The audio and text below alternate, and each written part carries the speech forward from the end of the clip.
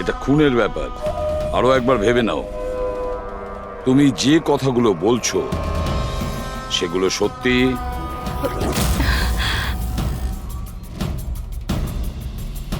Sir আপনি, আমাদের মনে হচ্ছে না এই ব্যাপারটা সত্যি। আপনার মনে হওয়া না হওয়াতে কিছু এসে যায় না। যখন আপনাকে কিছু জিজ্ঞাসা করা হবে তখনই বলবেন।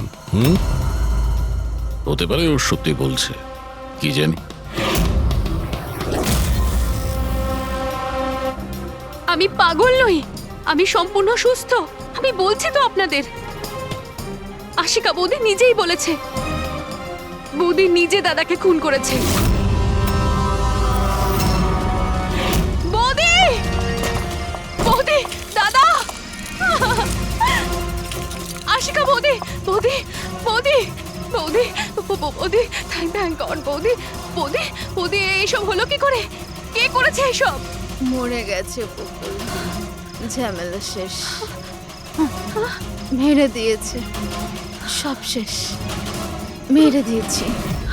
শুধুমাত্র মেরে দিয়েছি বলেই প্রমাণ হয় না যে ওই বকুলকে মেরেছে। এটাও তো হতে পারে যে ও আরো কিছু বলতে চাইছিল। হ্যাঁ,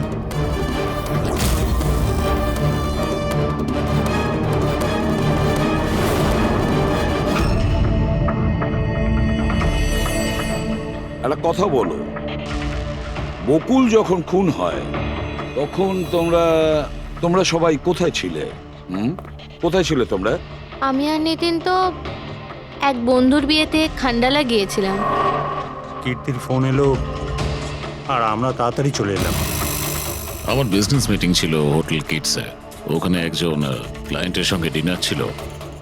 নিতিনের ফোন পাওয়া মাত্র আমি এখানে চলে আসি। আর আপনি কীর্তি, আপনি কোথায় ছিলেন? আমি তো বাইরে গেছিলাম। কীর্তি বাইরে গিয়েছিল, কাকাবাবু ক্লায়েন্টের সঙ্গে মিটিং এ ব্যস্ত ছিলেন, আর আপনারা দুজন খান্ডালা গিয়েছিলেন।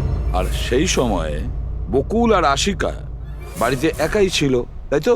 বকুলদারও তো ব্যাঙ্গালোর যাওয়ার কথা হয়েছিল, দাদার 11টার ফ্লাইট ছিল, আর আশিকা বৌদি তো পার্টিতে গেছিল।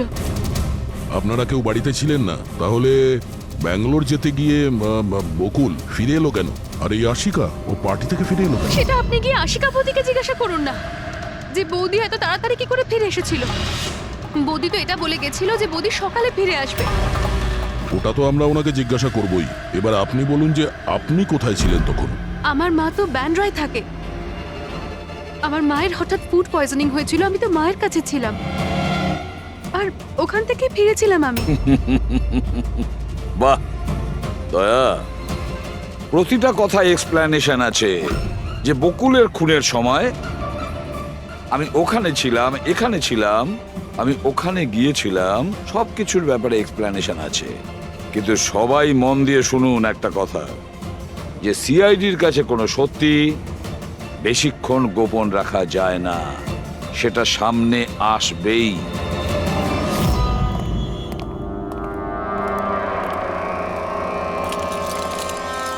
হ্যাঁ, অভিজিৎ, পুরো বডির মধ্যে কাঁচের টুকরো গেঁথে ছিল। আরে হ্যাঁ স্যার, টেস্ট করেও দেখেছি স্যার, এখানে যে রক্তটা আছে সেটার কোথাও নেই স্যার। একটা কাজ করো, বাড়িটাকে খুব ভালো করে তল্লাশি করো, দেখো কিছু না কিছু প্রমাণ নিশ্চয়ই পাবে, তাই না?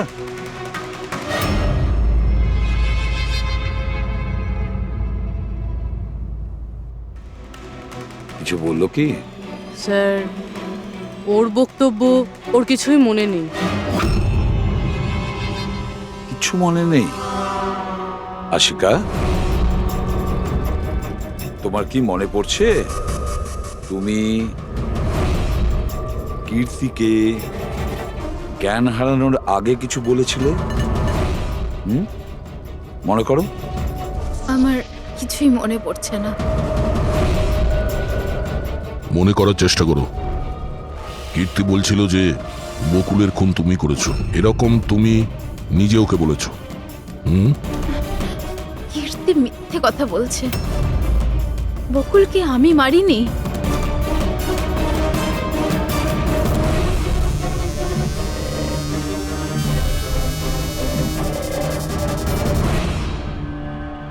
স্যার এ আবার স্মৃতিশক্তি চলে যাওয়ার অ্যাক্টিং করছে না তো?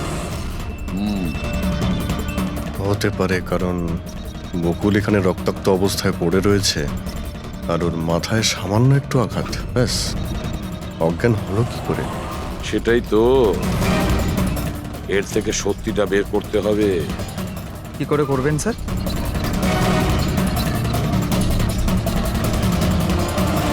সত্যি কথাটা বলিয়ে নেব নার্কো টেস্টের মাধ্যমে।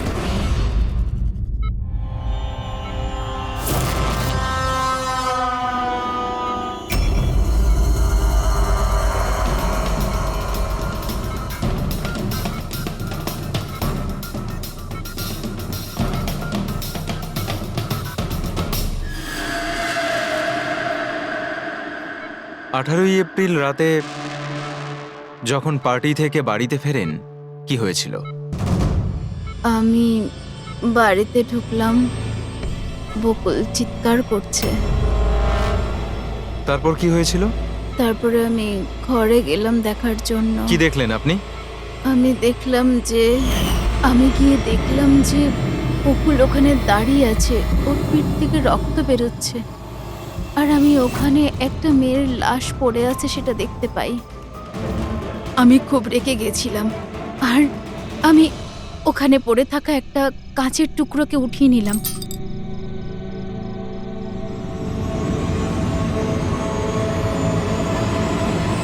আর আমি বকুলকে মেরে দিলাম, আর তখনই আমি আমার ঘাড়ে একটা প্রেশার অনুভব করলাম।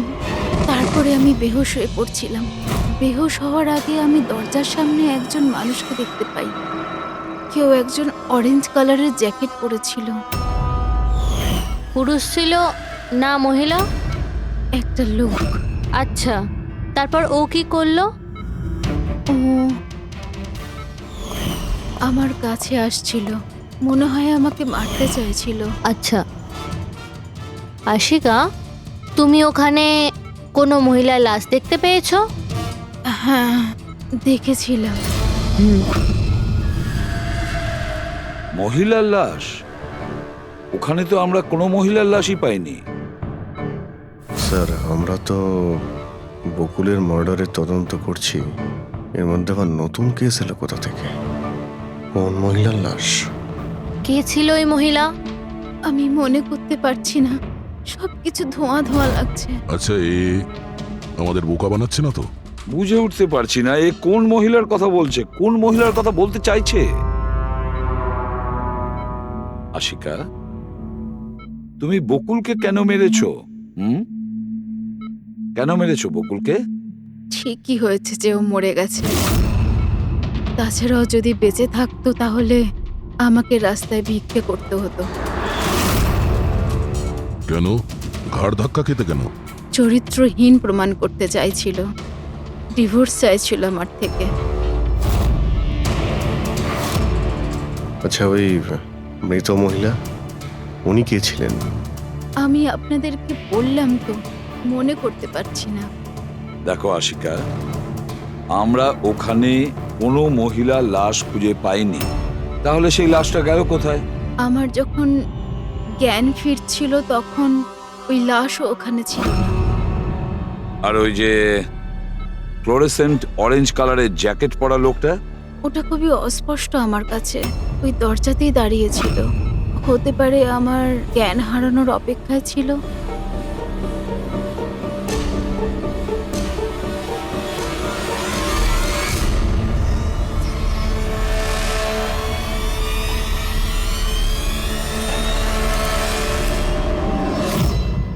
এখন আশিকা ওটাই বলছে যেটা ওর মনে হচ্ছে, কিন্তু টেস্টে আশিকা সবটা সত্যি বলেছে।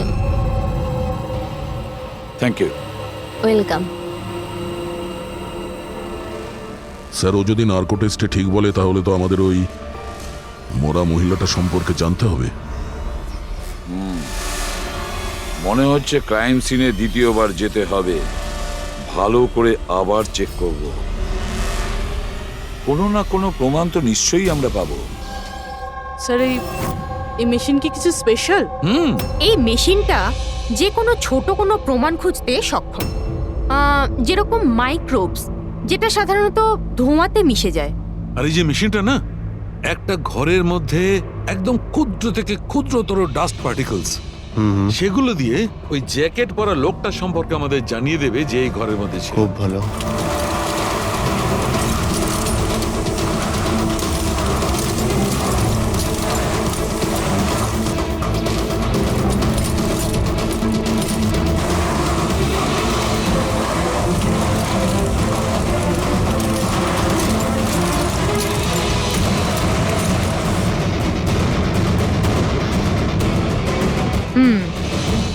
এই দেখুন, যেটা আমাদের নজর এড়িয়ে গিয়েছিল সেটাই মেশিনটা খুঁজে দিল।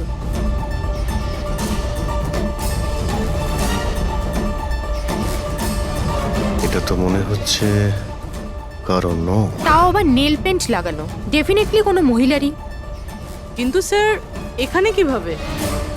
হয়তো দৌড়োদৌড়ি, হাতাহাতিতে কোনো জিনিসের সঙ্গে ধাক্কা লাগে আর নখটা পড়ে যায়। বাড়ির সবাইকে চেক করো তো, ওদের কারণ হয়তো।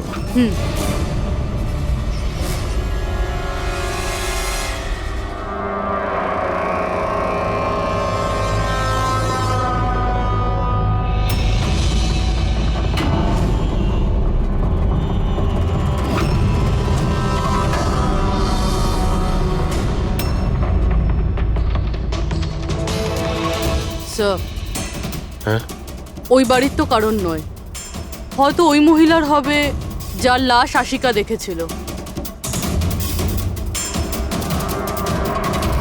তাই তো মনে হচ্ছে।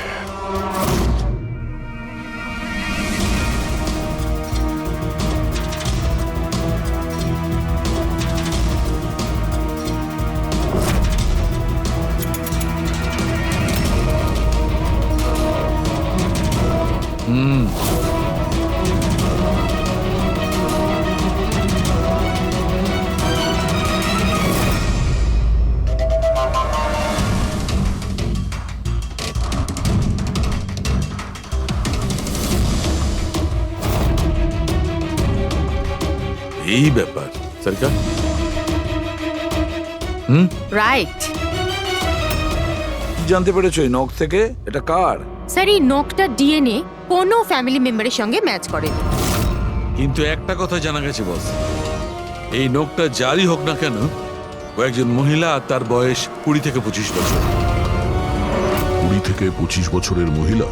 আর একটা কথা, হ্যাঁ,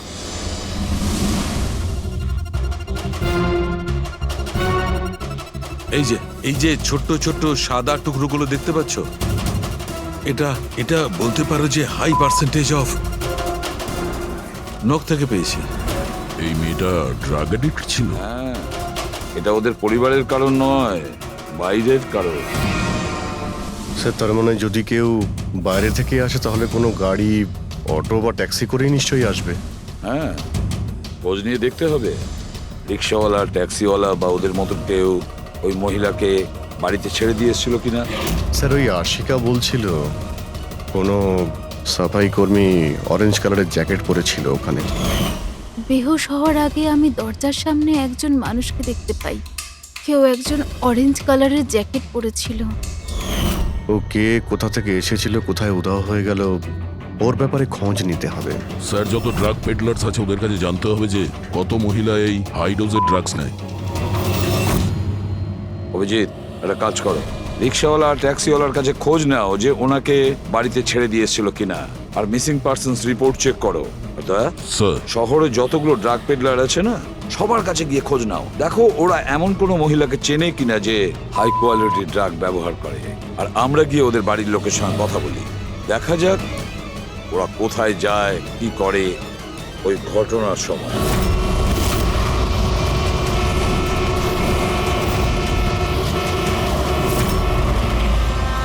তোমাদের অ্যাসোসিয়েশন থেকে জানতে পেরেছি যে 10 তারিখ মানে পরশু রাতে তুমি শান্তিনিবাস বাংলোতে কোনো মেয়েকে ড্রপ করেছিলে। হ্যাঁ স্যার, ছেড়েছিলাম।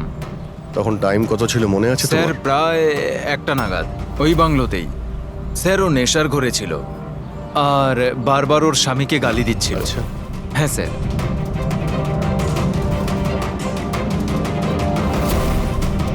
ওই মেয়েটা কি এ ছিল? হ্যাঁ স্যার, এই মেয়েটা ছিল। ওখানে বাংলোর আশেপাশে কোনো গন্ডগোল হয়েছিল কি? না স্যার, গন্ডগোল তো কিছু মনে হয়নি, সবকিছু নর্মালি ছিল। আর একটা গাড়ি দাঁড়িয়ে ছিল, একটা বাইক, আর একটা গার্বেজ ভ্যানও ছিল। Garbage van? হ্যাঁ sir. Sir sir sir sir sir sir, আমিও পরশুদিন একজন মেয়েকে শান্তিনিবাস বাংলোর কাছে নামিয়েছিলাম। কটার সময়? স্যার সম্ভবত 12:30 নাগাদ। আর তুমি একটা সময় নামিয়েছিলে? হ্যাঁ স্যার। আচ্ছা দেখো তো, সেটা কি এই মেয়েটা? না না স্যার, এই মেয়েটা তো নয়। তাহলে একে তুমি একটার সময় নামিয়েছিলে, আর 12:30টার সময় যে মেয়েটাকে তুমি নামিয়েছিলে তাকে আবার দেখলে তুমি চিনতে পারবে? একদম স্যার, নিশ্চয়ই চিনে ফেলবো। গুড, চলো।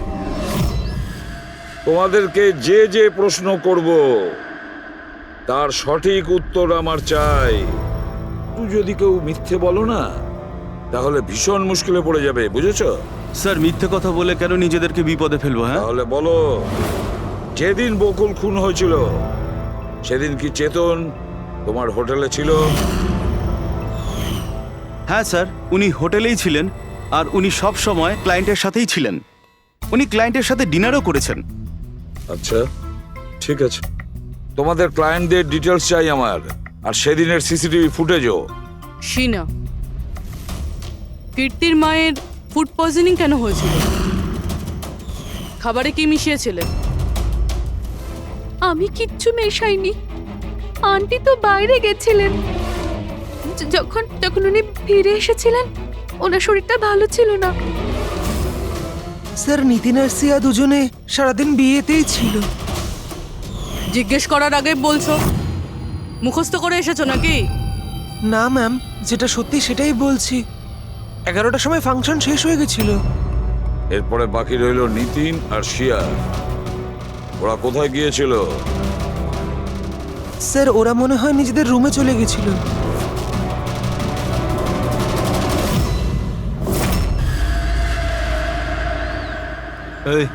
এই মাল কোথায় পাওয়া যাবে?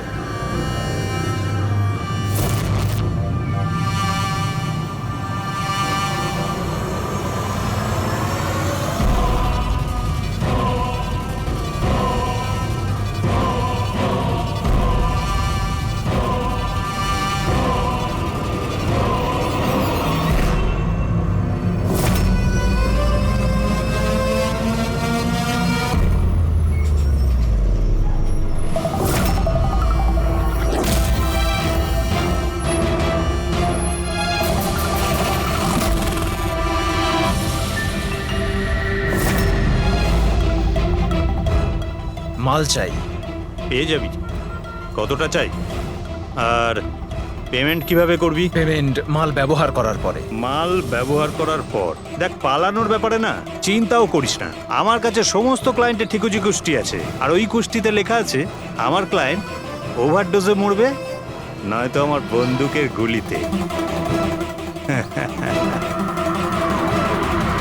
কিন্তু তোর কুষ্টিতে লেখা আছে জেল যাওয়া।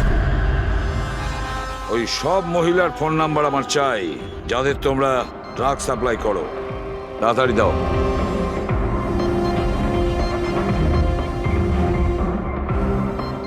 পুরবি, দেখো তো একটু কল করে এই সব নম্বরে।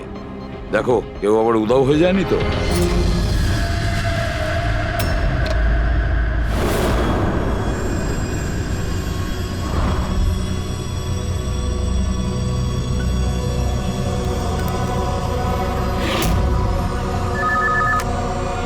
হ্যালো। আচ্ছা, আমি সোনারিকার সাথে কথা বলতে পারি? দেখুন, ও তো দুদিন ধরে কাজে আসছে না। কি? এ নিয়ে তো আমাদেরও চিন্তা হচ্ছে। দুদিন ধরে? ঠিক আছে, থ্যাংক ইউ স্যার। হ্যাঁ স্যার, ডায়েরিতে যে ছবিগুলো ছিল ওর মধ্যে থেকে এই মেয়েটা নিখোঁজ। এই মেয়েটার নাম সোনারিকা, আর এ একটা বারে কাজ করে। ও, দুদিন কাজে যায়নি। একে দেখে বলো তো, এ কি তোমার ক্লায়েন্ট ছিল? হ্যাঁ স্যার। তুমি কি এই মেয়েটাকে নামিয়েছিলে? হ্যাঁ স্যার, এই ছিল, এই মেয়েটাই। আশিকা নিশ্চয়ই একে দেখেছিল।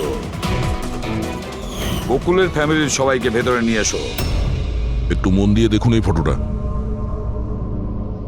এই সেই মেয়েটা যার লাশ আপনাদের ঘরে পাওয়া গেছে। আপনারা চেনেন নাকি?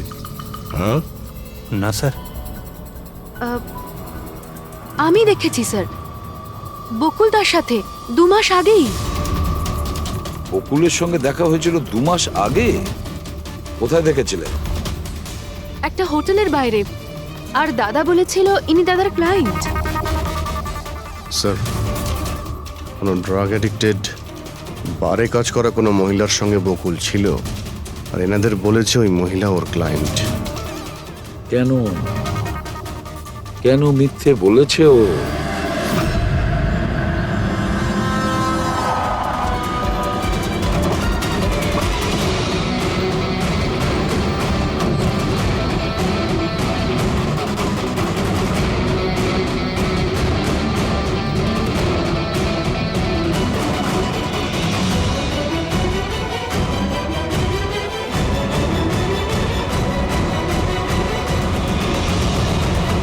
আচ্ছা, সোনারিকা এখানেই কাজ করতো না? আগে হ্যাঁ, এখানেই কাজ করতো। আপনারা কে? সিআইডি। সোনারিকা খুন হয়ে গেছে। সে কি? এই জন্যই 2 রাত্রি ধরেও কাজে আসছে না। হ্যাঁ, কিন্তু আমরাও লাশটা পাইনি। আর সাথে সাথে এই এর নাম বকুলেও খুন হয়েছে। আমরা এটা জানতে চাই যে সোনারিকার সঙ্গে এই বকুলের কি সম্পর্ক ছিল? সম্পর্ক কি ছিল তা তো জানি না, তবে হ্যাঁ, এই লোকটা কখনো কখনো আমাদের বারে ওকে নিতে আসতো। এই ব্যাপারে আরো কিছু খবর আপনাদের তেজি দিতে পারবে স্যার। এই তেজিটাকে? স্যার, এই হলো তেজি। তেজি, সোনারিকা তোমার বন্ধু। এটা বলো যে এই লোকটার সঙ্গে সোনারিকার কি সম্পর্ক ছিল?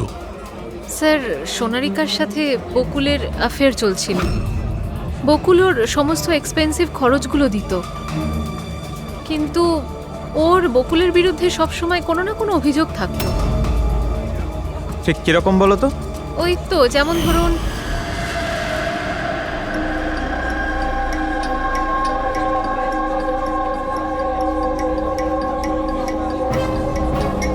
সোনারিকা, কি হয়েছে? আমি বকুলের সাথে এই সম্পর্কটা আর কন্টিনিউ করতে পারবো কিন্তু না। কেন, কি হয়েছে? না এই সম্পর্কটা রেখে আমি কোনো টাকা পয়সা পাচ্ছি না, ওই বকুল নিজের বউকে ডিভোর্স দিচ্ছে। কিছু একটা করতেই হবে। কি করবি তুই? ব্ল্যাকমেল। কি? আমি ওকে ব্ল্যাকমেল করব যে আমাকে এই নাটকটা করতে বাধ্য করেছে। তাহলে কেউ সোনারিকাকে টাকা দিচ্ছিল বকুলের সাথে ভালোবাসার নাটক করার জন্য? মাস্টারমাইন্ড তাহলে অন্য কেউ? হ্যাঁ, আর ওই মাস্টার মাইন্ডই প্ল্যান করে এই সোনারিকা আর বকুলকে মেরে দিয়েছে। কিন্তু আশিকার ওখানে আসা প্ল্যানের মধ্যে ছিল না।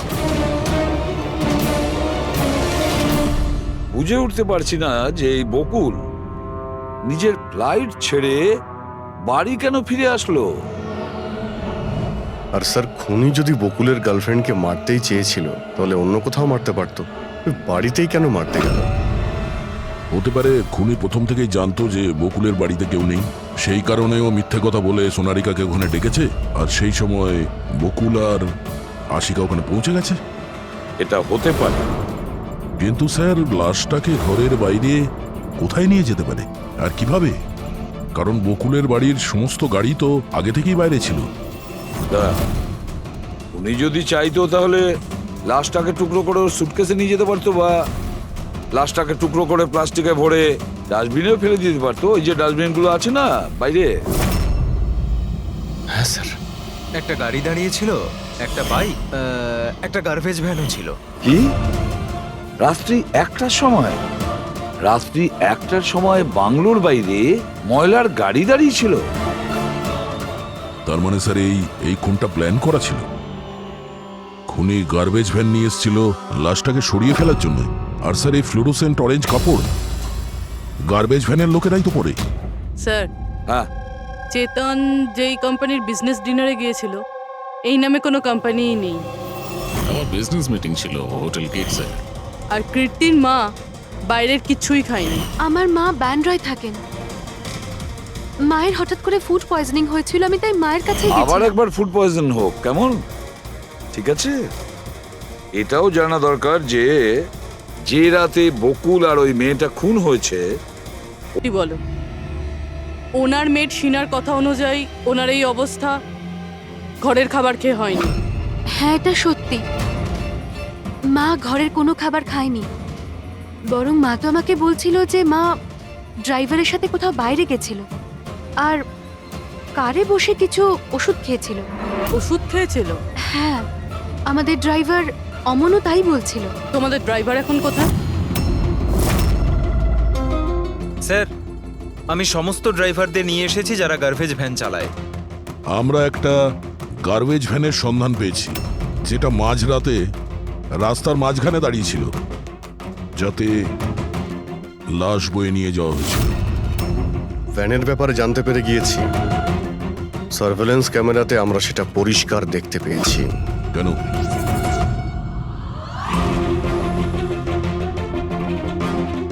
তুমি না ওই ভ্যানের ড্রাইভার? না না স্যার, আমি কিছুই জানি না।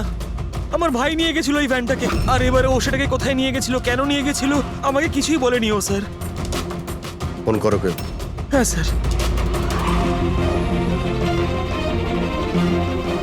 হ্যাঁ হ্যালো, হ্যাঁ ভাই কোথায় আছিস রে তুই?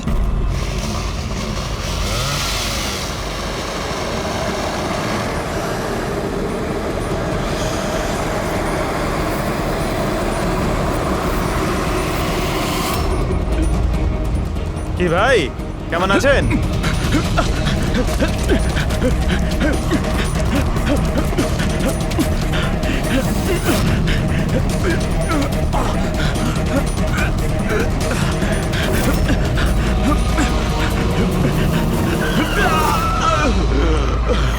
স্যার, আমি সব সত্যি কথা বলছি। আমি যা কিছু করেছি ওই ফোন কলের ভিত্তিতেই করেছি।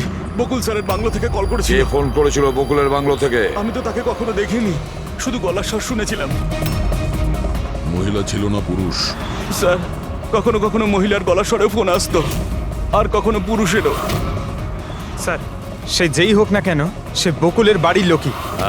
কিন্তু তুই এগুলো করেছিস কেন?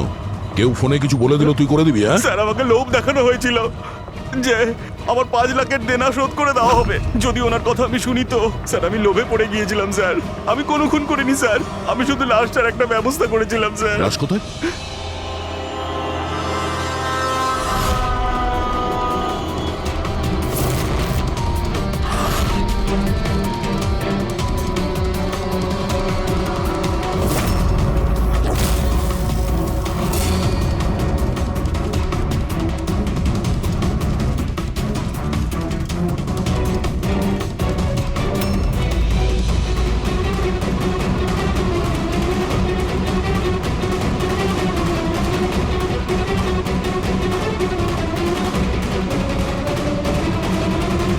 না, এই মেয়েটার গলা টেপা হয়েছে আর তাতেই ওর মৃত্যু হয়েছে।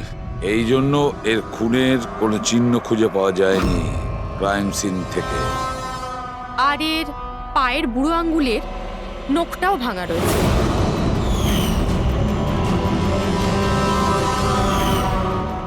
আর ডক্টর, এগুলো কি? এই যে হলুদ হলুদ দাগ? এটাই তো এই কেসের সবচেয়ে বড় সূত্র। চলুন সবাই দাঁড়িয়ে যান। দাঁড়ান। আর কত জিজ্ঞাসাবাদ করবেন আপনারা? সবই তো বলে দিয়েছি আমরা। এবার আর কোনো জিজ্ঞাসাবাদ করব না। হ্যাঁ, আপনাদের প্রত্যেকের নার্কো টেস্ট হবে।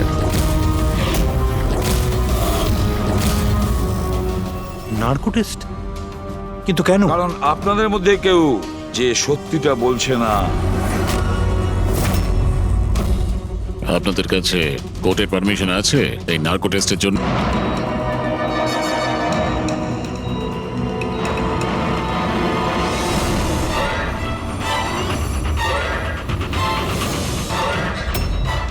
ঘুম আসছে? যা আমি আপনাকে বলবো তার সঠিক সঠিক উত্তর দেবেন, ঠিক আছে? সোনারিকাকে আপনি চেনেন? হ্যাঁ বকুলের যে অ্যাফেয়ার ছিল ওর সাথে, এটাও জানতেন আপনি? হ্যাঁ, আমার দুজনকেই সন্দেহ হতো। তাহলে আশিকাই ওকে খুন করেছে? আশিকা তো সোনালিকাকে চিনতই না, তাহলে খুন কি করে করবে? আপনার এখন ঘুম পাচ্ছে? সোনারিকাকে আপনি চেনেন? না। বকুলের সাথে সোনারিকার অ্যাফেয়ার আছে, এটা কি আপনি জানেন? না। তাহলে আশিকাই কি ওকে খুন করেছে?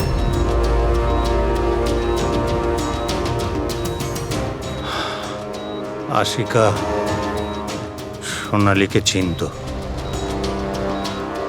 আর এই আশিকাই বকুল আর সোনালীকে খুন করেছিল।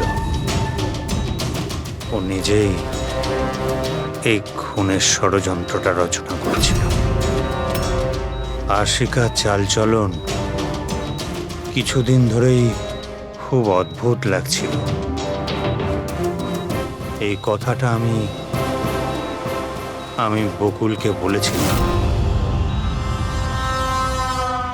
কি হয়েছে স্যার? কিছুই হয়নি নিতিন, শুধু এটাই বলার ছিল টুথ সিরাম অ্যাপ্লাই করলে মানুষ শুধু এটুকুই উত্তর দেয় যতটুকু তাকে প্রশ্ন করা হয়, এর থেকে বেশি কিছু বলে না। ব্যাপারটা হলো মানুষের ব্রেন নিজের মেমোরি শেয়ার করে, কিন্তু ওপিনিয়ন দেয় না, যেটা তুমি দিয়েছো। এখন সব কথাগুলো সত্যি সত্যি বলে দে, নাহলে তোকে আসল সিরামটা দিতে হবে। আসল সত্যিটা মানে আমরা যে ইঞ্জেকশনটা দিয়েছিলাম ওটা আসল ট্রুথ সিরাম ছিল না, ওটা গ্লুকোজ ইঞ্জেকশন ছিল। হোয়াট? তোমাকে আমরা আগেই সন্দেহ করেছিলাম, কিন্তু চেয়েছিলাম সব সত্যিটা তুমি নিজের মুখেই স্বীকার করো। নিতিন, সবকিছু তুমি খুব চতুর ভাবে দিয়েছো, কিন্তু মেয়েটার গলায় যে হলুদ রং লেগেছিল না, সেটাই তোমাকে ধরিয়ে দিয়েছে। সেই হলুদ যেটা বিয়ের সময় তোমার হাতে লেগেছিল। এই যে হলুদ রঙের পার্টিকেলস গুলো দেখতে পাচ্ছ, এইগুলো আসলে হলুদ, আর এই হলুদের সঙ্গে আটা আর তেল মেশানো হয়েছিল। আটা, তেল আর হলুদ। মুখে কোনো হলুদ নেই, শুধু এইখানে, এই গলার কাছে। কোথা থেকে আসতে পারে এই হলুদ? স্যার শিয়া বলছিল যে ওরা খান্ডালা গেছিল বিয়ের জন্য, আর ওখানে গায়ে হলুদের অনুষ্ঠানে যুক্ত হয়েছিল। বকুল 500 কোটির রাজত্ব চালাতো, সেই রাজত্ব যেটা আমি তৈরি করেছিলাম, কিন্তু আমাকেই ওই রাজত্ব থেকে বার করে দেওয়ার চেষ্টায় ছিল। ওর সঙ্গে তুমি কথা বলতে, ওকে বোঝাতে। কথা বলার অনেক চেষ্টা করেছিলাম স্যার, অনেকবার চেষ্টা করেছিলাম, কিন্তু ও শুনতো তবে না। ভাই ছিল আমারও, আমি কখনো মারতে চাইনি ওকে, কিন্তু পুরো রাজত্বটা নিজের নামে করতে চাইছিল। সেজন্য আমি একটা প্ল্যান করলাম। কি প্ল্যান করেছিলে? বকুল আর আশিকার প্রায় প্রতিদিনই ঝগড়াঝাটি হতো। ও আশিকাকে ছেড়ে দিতে চাইছিল। আমি সোনালীকে টাকার লোভ দেখালাম, আর ওকে বললাম যে বকুলের সাথে মিথ্যে ভালোবাসার নাটক করে যাক। আর একদিন সময় হলে ওকে বিয়েও করে নিক। আসলে আমি এই সোনালীর মাধ্যমেই আমার হারানো রাজত্ব ফিরে পেতে চাইছিলাম। কিন্তু ওকে কেন মেরে দিলে? ও তো তোমার সঙ্গই দিচ্ছিল। সেটা প্রথমে স্যার, কিন্তু পরেও আমাকে ব্ল্যাকমেল করা শুরু করলো। আর সেই জন্যই তুমি মেয়েটিকে কায়দা করে বাড়িতে ডেকে নিয়েছো। হ্যাঁ স্যার, সেই রাতে আমি এমন সিচুয়েশন ক্রিয়েট করলাম যাতে কি সমস্ত লোক বাড়ির বাইরে থাকে। আমিও ওয়াইফকে নিয়ে খান্ডালা চলে গেলাম, আর যেই আমার ওয়াইফ ওষুধ খেয়ে শুয়ে পড়লো, আমি সঙ্গে সঙ্গে ট্যাক্সি নিয়ে এখানে চলে এলাম, আর আমনকেও ডেকে নিলাম। সোনালীর ঘরে পৌঁছতেই, দেখো সোনালী, আমার কথাটা বোঝার চেষ্টা করো। যদি এই মাঝপথে তুমি আমার সঙ্গটা ছেড়ে দাও, তো আমার পুরো প্ল্যানটা বানচাল হয়ে যাবে। হয়ে যাক তোমার সব প্ল্যান বানচাল, আমার কিচ্ছু যায় আসে না তাতে। আর এমনিতেও ওই বকুলের প্রতি আমার কোনো ইন্টারেস্ট নেই। আমি ওকে ভালোবাসি না, আর ওকে বিয়েও করতে চাই না।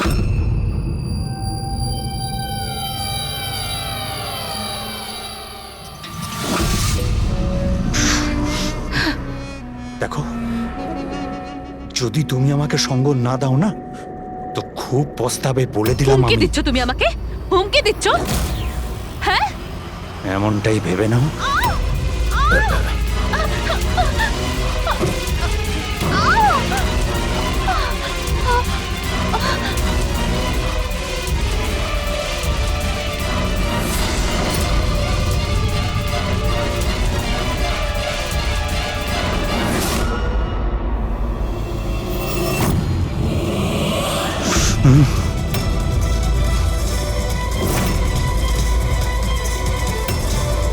দাদা বকুল এটা কি করলে তুমি? না না, এই সোনালি আমাকে ফাঁসানোর চেষ্টা সোনালি, করছে। আমি পুলিশকে ফোন করব। আমি এক্ষুনি ফোন করছি। বকুল!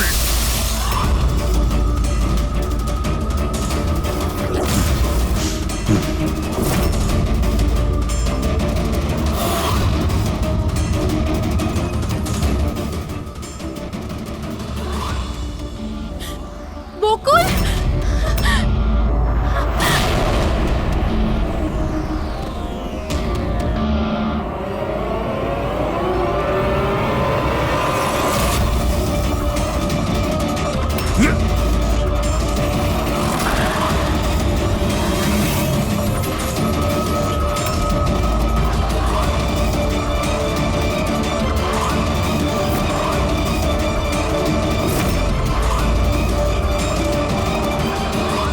আমি অমনকে ফোনে প্রথমেই বলে দিয়েছিলাম সোনালির লাশটা একেবারে সরিয়ে ফেলতে, আর ও একেবারে সেই কাজটাই করেছিল। টাকার লোভে পড়ে তুমি এতটাই অন্ধ হয়েছিলে যে নিজের সম্পর্কটাই ভুলে গিয়েছিলে, নিজের ভাইয়ের প্রাণটা নিয়ে নিয়েছো, আর তার উপরেও নিজের সঙ্গী মেয়েটিকেও খুন করলে তুমি।